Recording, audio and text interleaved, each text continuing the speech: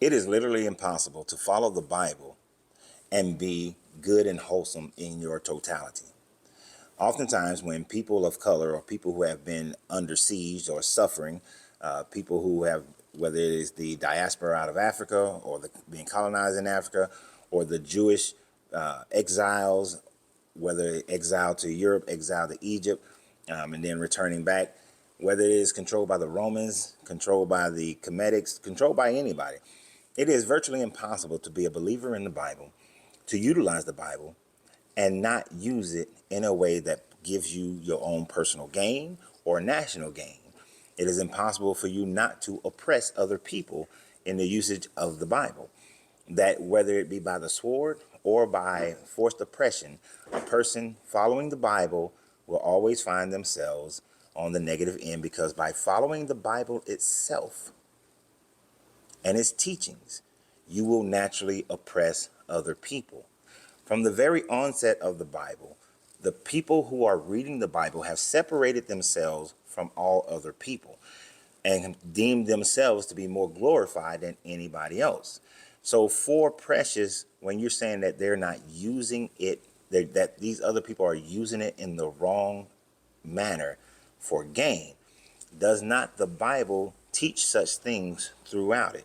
In the first part of separating yourself and glorifying yourself as a separate entity from everybody else and making yourself higher than everybody else, the Bible indicates that you are to not associate with them, you're not to marry them, that you are not to follow in any of their ways or any of their teachings. But what are the ways and teachings of this Bible that is so much better than everybody else? Your Bible in Leviticus 25 tells you that you are to buy slaves from the sojourners or from foreign nations and make them property that you pass down to your children. It tells you that amongst yourselves you do not use usury or interest, charge interest, but to everyone else you charge interest. Is that not you utilizing the Bible for your own gain by charging others interest, whereas you don't charge people who agree with you interest? Now, also within your book, it talks about war.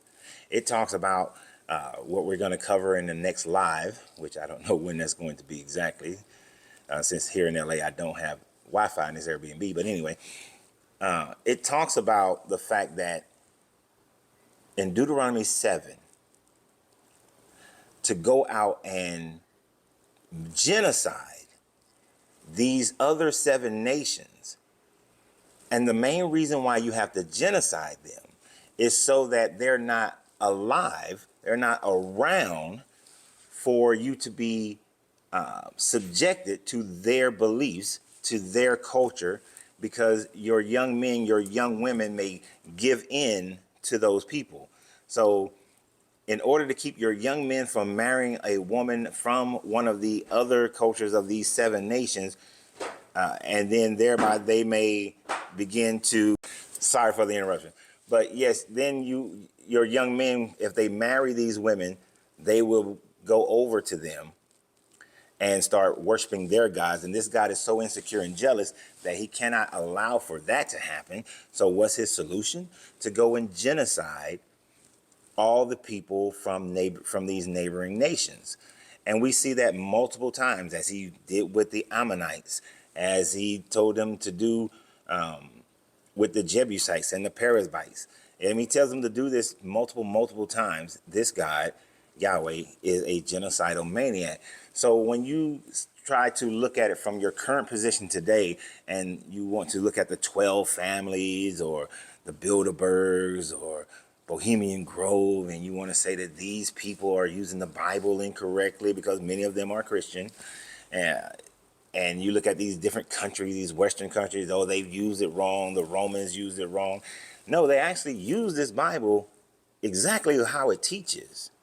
Exactly how it teaches is how this Bible is being used. And this is why they say, when they go to war, we're dealing with Israel.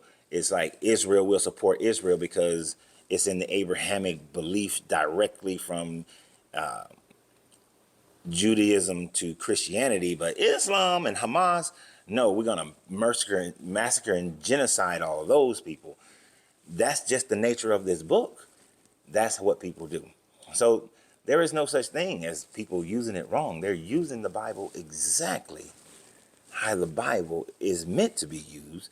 If you deem yourself to be attached to this God, then genocide is okay. Forcing your daughters who were sexually assaulted by a man who have not been betrothed to marry that man if he pays the bride price, that's acceptable in your book. Chattel slavery is acceptable in your book. Debt slavery is acceptable in your book. Slave wives, acceptable in your book.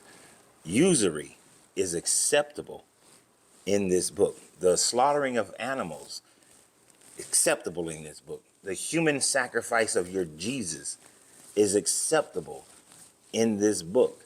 So you cannot sit here and say that they're using it wrong when all those things and more are acceptable in your book.